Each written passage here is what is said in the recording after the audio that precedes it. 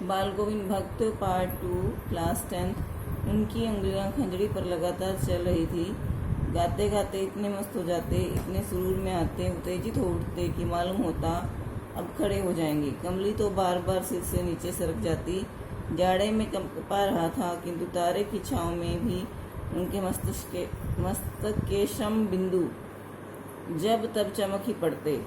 मस्तक के श्रम बिंदु का मतलब होता है कि माथे पर पसीने की बूंदें, जो कि जाड़े में भी बाल गोविंद भक्त के शरीर पर दिखाई दे रही थी, चमक रही थी। गर्मियों में उनकी संध्या कितनी उमस भरी शाम को न शीतल करती।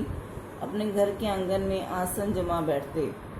गाँवों के उनके कुछ प्रेमी भी जुट जाते। खंजड़ियों और करतालों की भरमार हो जाती। एक पद बाल गोविंद भक्त कह जाते, उनकी प्रेमी मंडली उसे दोहराती। धीरे धीरे स्वर ऊंचा होने लगता। एक निश्चित ताल, एक निश्चित गति से, उस ताल स्वर के चढ़ाव के साथ श्रोताओं के मन भी ऊपर उठने लगते।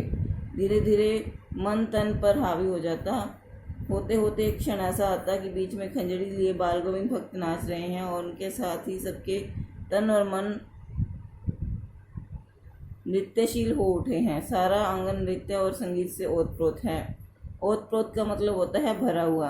बाल गोविंद भक्त की संगीत साधना का चरम उत्कर्ष उस दिन देखा गया जिस दिन उनका बेटा मरा। इकलौता बेटा था वह, कुछ सुस्त और बोदा सा था, किंतु इसी कारण बाल गोविंद भक्त उसे और भी मानते।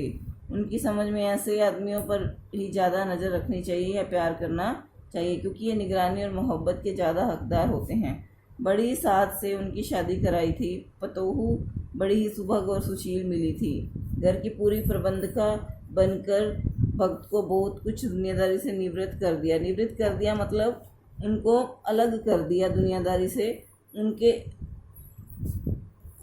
उनका बेटा बीमार है, इसकी खबर रखने को कि लोगों को कहाँ फुर्सत, किंतु मौत तो अपनी ओर सबका ध्यान खींचकर ही रहती है।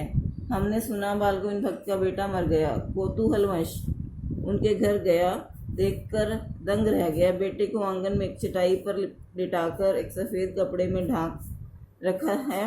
वह कुछ फूल तो हमेशा ही रोकते रहते। उन फूलों में से कुछ तोड़कर उस पर बिखरा दिए हैं, फूल और तुलसी दल भी।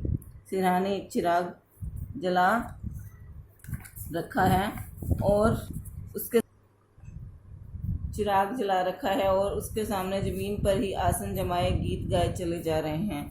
वही पुराना स्वर, वही पुरानी तल्लीनता। घर में पतोहू रो रही है, जिसे गाँव की स्त्रियां चुप कराने की कोशिश कर रही हैं, किंतु बाल गोविंद भक्त गाए जा रहे हैं। हाँ, गाते गाते कभी कभी पतोहू के नज़दीक भी जाते हैं और उसे रोने के बदले उत्सव मनाने को कहते।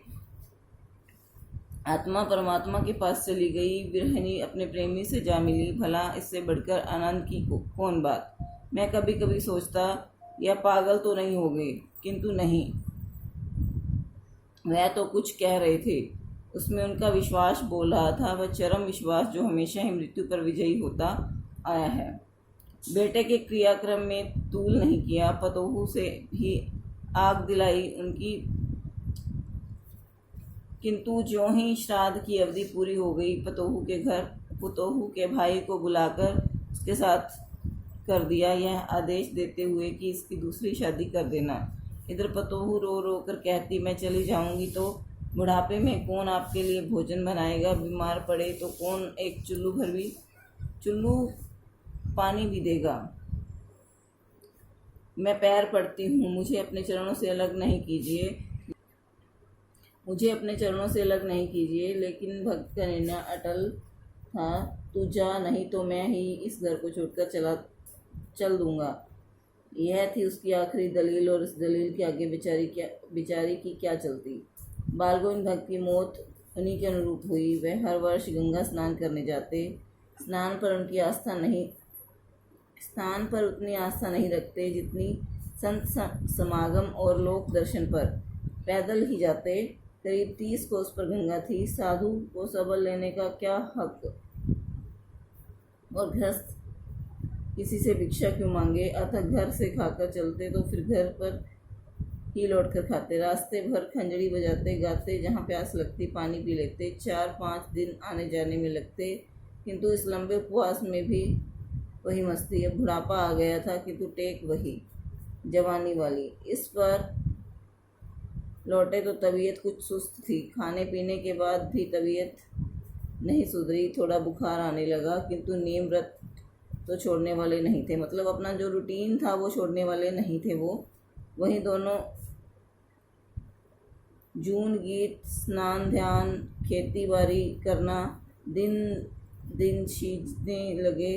लोगों ने नहाने धोने से मना किया, आराम करने को कहा, किंतु हंसकर टाल देते रहे। उस दिन भी संध्या में गीत गाए, किंतु मालूम होता है जैसे तागा टूट गया हो। मतलब धागा का मतलब है धागा टूट गया हो, माला का एक एक दाना बिखरा हुआ। भोर में लोगों ने गीत नहीं सुना, जाकर देखा तो बालगोविंद भक्त नहीं रहे, सिर्फ उनका पंजर पड़ा है। तो लोग क्या देखते हैं कि बालगोविंद भक्त की जब गीत की आवाज़ नहीं आती तो लोग जाकर देखते हैं, तो बालगोविंद भक्त जो हैं वो परमात्मा में विलीन हो चुके होते हैं। उनकी जो है आत्मा परमात्मा से जाकर मिल जाती है और उनका सिर्फ शरीर ही वहाँ पड़ा होता है, आत्मा उससे निकल कर चली जाती है। तो बच्चों, हमने बालगोविंद भक्त के बारे में पढ़ा कि वो किस व्यक्तित्व के धनी थे। उन्होंने अपने पुत्र की मृत्यु के बाद भी अपना जो नेम व्रत है वो नहीं छोड़ा, वो वैसे ही अपने अंतिम सांस तक अपने नेम व्रत का पालन करते रहे।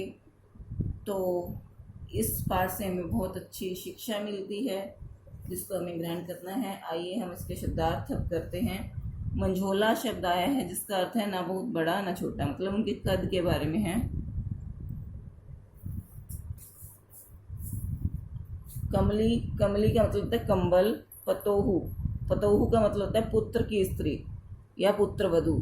रोपणी धान की रोपाई, धान का जब बीज बोया जाता है। कलेवा सवेरे का जलपान जिसको नाश्ता भी बोलते हैं, ब्रेकफास्ट। पुरवाई पूर्व की ओर से बहने वाली हवा। अधरतिया मतलब आधी रात। खंजड़ी जो है डफली के ढंग का एक परंतु आकार में उससे छोटा एक वाद्य यंत्र होता है। निस्तब्धता होता है सन्नाटा, मतलब चारों ओर सुनसान। लोही का मतलब प्रातःकाल की लालिमा। कुहासा का मतलब होता है कोहरा। आवृत का मतलब होता है ढका हुआ या आच्छादित, पूरी तरह से ढका हुआ। कुश एक प्रकार की नुकीली घास।